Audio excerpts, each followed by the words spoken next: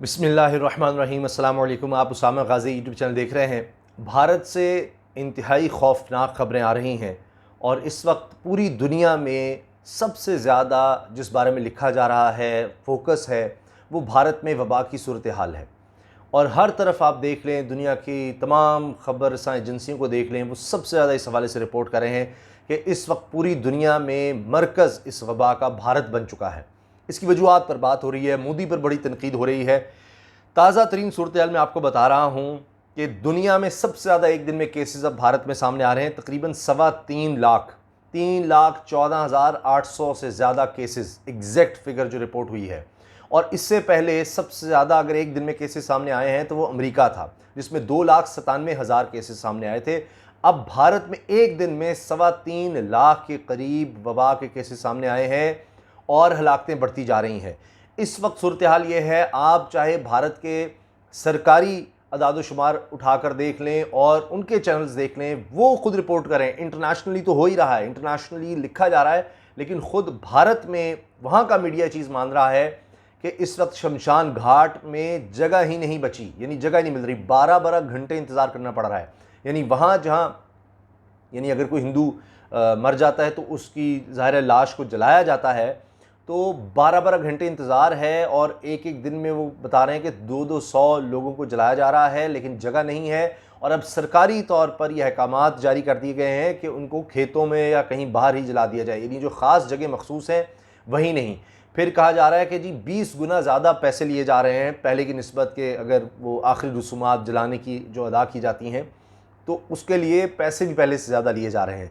इस वक्त ये सूरत हाल है और लोग बहुत ज़्यादा परेशान हैं। वो कहते हैं कि कभी तारीख़ में इस तरह से नहीं देखा, ना सोचा। तो भारत की तारीख़ की सबसे बड़ी तबाही इसको करार दिया जा रहा है और इसमें अब ये इल्ज़ामात लग रहे हैं कि नरेंद्र मोदी का बहुत बड़ा हाथ है। और जिस तरह से वहाँ पर एक बड़ा मेला, कुंभ मेला कहा जाता है, उसकी इजाज़त दी गई और वहाँ पर फिर लाखों लोगों ने शिरकत की और उससे भी कहा जा रहा है कि केसेस फैले क्योंकि उस तरह से पाबंदियाँ लगाई गई। अच्छा, इसमें पाकिस्तान को भी सोचने की ज़रूरत है और जो तिबी माहिरीन हैं वो अभी से ये कह रहे हैं कि पाकिस्तान को भी एहतियात करनी चाहिए। अभी अल्लाह का ख़ास फजल और करम है कि हमारी सूरत हाल अगर उनसे मुवाजना करें भारत से तो उतनी खौफनाक नहीं है, लेकिन अभी से एहतियात की ज़रूरत है, जिस तरह से भारत में नहीं की गई। वैक्सीन की बात की जाए तो 18 साल से जो ज़्यादा उम्र के लोग हैं, नौजवान, सब उनकी रजिस्ट्रेशन का अमल तो कहा जा रहा है, किया जा रहा है, लेकिन ये भी तनकीद हो रही है कि भारत ने पहले ही वैक्सीन बाहर बेचने का कह दिया, अपने मुल्क की ज़रूरत तो पूरी कर लेते। इसके अलावा ये भी कहा गया कि बिल्कुल प्लानिंग ही नहीं थी। वहाँ की जो बड़ी बड़ी मेडिकल की फर्म्स हैं वो ये कह रही हैं कि हमने सोचा भी नहीं था कि तीसरी लहर इतनी ख़तरनाक, इतनी खौफनाक हो सकती है। और सोशल मीडिया भरा पड़ा है भारत का, जहाँ पर डॉक्टर्स और मेडिकल स्टाफ रो रो कर लोगों से अपील कर रहे हैं कि एहतियात करें, एहतियात करें।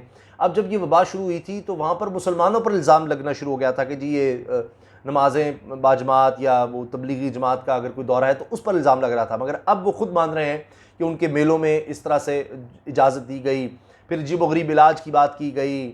और इसके साथ साथ ये कि अभी कैंपेन, सरकारी तौर पर इलेक्शन की कैंपेन में नरेंद्र मोदी भी जाते रहे और लोग भी जाते रहे और वहाँ पर ये इलेक्शन और स्टेट इलेक्शन इन सब पर हिस्सा लेने के लिए ये सूरत हाल रही। तो इस वक्त इतनी ख़तरनाक सूरत हाल है कि सबसे ज़्यादा देखा जा रहा था कि अमेरिका में बुरी सूरत हाल, लेकिन अब पूरी दुनिया में सबसे ज़्यादा बुरी सूरत हाल इस वक्त भारत में है। और यूएई ने भी पाबंदी लगा दी है भारत पर। अब यूएई ने भारतीय शहरियों पर यूएई आने पर पाबंदी लगा दी है और लग रहा है कि भारत पर मज़ीद पाबंदियाँ आगे चल के और ममालिक भी लगाएंगे, क्योंकि उन ममालिक के खदशात भी बढ़ते जा रहे हैं। फिर एक नया केस जो 2020 के आखिर में सामने आया, एक नई शक्ल वबा की, एक नया वायरस, वो भी भारत से सामने आया। डबल म्यूटेंट जिसको कहा जा रहा है, जो भारत में है, जो ज़्यादा ख़तरनाक है, ज़्यादा तेज़ी से फैलता है। तो इस वजह से अब ऑक्सीजन नहीं मिल रही भारत में, जो इस वक्त सबसे बड़ा मसला बना हुआ है। लोग जिस बारे में चीख रहे हैं, कतारें लगी हुई हैं और पहले भारत ने या मोदी सरकार ने इस पर नोटिस नहीं लिया और अब जाकर एक इजलास हंगामी बुलाया गया है कि जी ऑक्सीजन के लिए करना है, क्योंकि अगर मरीज़ ज़्यादा बीमार हो जाता है, उसको ऑक्सीजन की ज़रूरत पड़ती है, वो नहीं मिल रही। बाज़ जगह पर कह रहे हैं कि सिर्फ 6 घंटे की ऑक्सीजन रह गई है और ज़्यादा हलाकतें इस वजह से हो रही हैं कि ऑक्सीजन नहीं मिल पा रही, बेड्स अब हॉस्पिटल में अवेलेबल नहीं है और ऑक्सीजन का इंतज़ाम नहीं किया गया। लोग अपने प्यारों के लिए लाइनों में लग के ऑक्सीजन लेने की कोशिश कर रहे हैं। ज़ख़ीरा अंदोज़ी का भी कहा जा रहा है, हो रही है। इसके साथ साथ कई डॉक्टर्स हैं जिन्होंने सोशल मीडिया पर अपील की है कि आप घरों पर रहें। फिर वो बता रहे हैं कि अगर आपको इसके अलामात होती हैं तो घर पर ही रहें, हॉस्पिटल पर पहले ही बहुत ज़्यादा बोझ है, बिला ज़रूरत हॉस्पिटल ना आए, मास्क पहने, पानी का इस्तेमाल ज़्यादा करें, ये दवाइयाँ ले लें घर पे। यानी अब वहाँ डॉक्टर भी कह रहे हैं रो रो कर कि हालात हमारे काबू से बाहर हो चुके हैं और कुछ समझ नहीं आ रही कि अब क्या करना है, किस तरह से इस वबा से बचना है। हालात इस कदर ख़राब हो चुके हैं। इंटरनेशनल ऑर्गेनाइजेशंस जो हैं उनका फोकस भी इस वक्त भारत है, क्योंकि यहाँ से फिर दुनिया में फैल सकता है। कोई ये नहीं कह सकते कि एक मुल्क है तो बाकी महफूज रहेंगे। इसीलिए कहा जा रहा है कि भारत पर जोर दिया जा रहा है कि वो इस पर भरपूर इक़दाम करें, इंतज़ाम करें।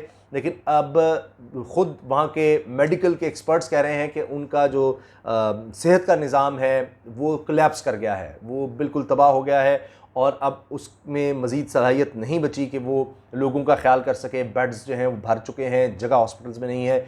इतनी ज़्यादा बुरी सूरत हाल है। वैक्सीन लगाने का अमल शुरू हुआ था भारत में, लेकिन वो इतनी तेज़ी से आगे नहीं बढ़ सका कि वो 1 अरब से ज़्यादा की आबादी है।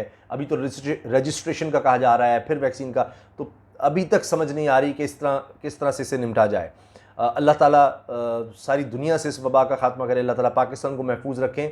और साथ ये देखिए कि अब दुख भी होता है और इस पर बहुत ज़्यादा क्या कहा जाए कि इंसान का दिल खून के आंसू रोता है, खौलता है साथ कि एक तरफ ये सूरत हाल है भारत में, इंसानी अलमिया हो चुका है भारत में। मैं आपको बता रहा हूँ कि वहाँ पर अब गुंजाइश ही नहीं रही। शमशान घाट, दीगर जगहों पर इतने लोग मर रहे हैं, इतने लोग इस बीमारी की वजह से हलाक हो रहे हैं। मगर दूसरी तरफ आप देखिए कि पाकिस्तान में क्या होता है। पाकिस्तान में कोयटा में होटल की पार्किंग में खुदकुश धमाका किया जाता है और अब आप देखें कि उसके ताने बाने भी, यानी एक तो कहा जा रहा है कि चीन के सफ़ीर निशाना थे या सी पैक निशाना था। अब आपको पता ही है कि कौन चाहता है कि सी पैक या पाकिस्तान का मुस्तकबिल आगे ना बढ़ सके। ये किसी से ढकी छुपी बात नहीं है।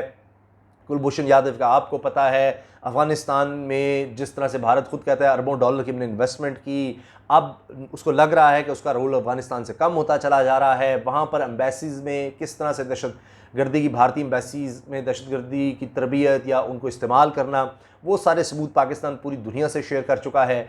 और जिस तरह वहाँ पर सारे TTP के धड़ों को इकट्ठा करना, पैसा वहाँ पर पहुँचाना, पाकिस्तान की तरफ से डोसियर दिया गया जिसमें account number, video calls, audio calls, सारा कुछ डिवाइसेस किस तरह से बताई जा रही हैं, वो सब दुनिया के सामने रखा।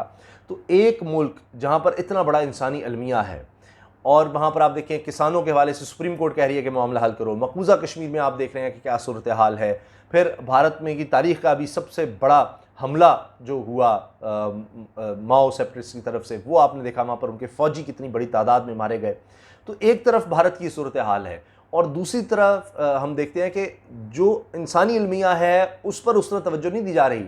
लेकिन ये जो मामलात हैं भारत के, यानी पाकिस्तान आगे ना बढ़ जाए, उस तरफ तवज्जो है। हत्ता के बैक चैनल डिप्लोमेसी का कहा जा रहा था, लेकिन वहाँ तकरीब करी की कार्रवाइयाँ उस तरह से जारी हैं और वहाँ पर एक भारत में जो इंसानी अलमिया हो रहा है उस तरफ उस तरह से तवज्जो नहीं दी जा रही। इजाज़त दीजिए, अल्लाह हाफ़िज़। पाकिस्तान जिंदाबाद।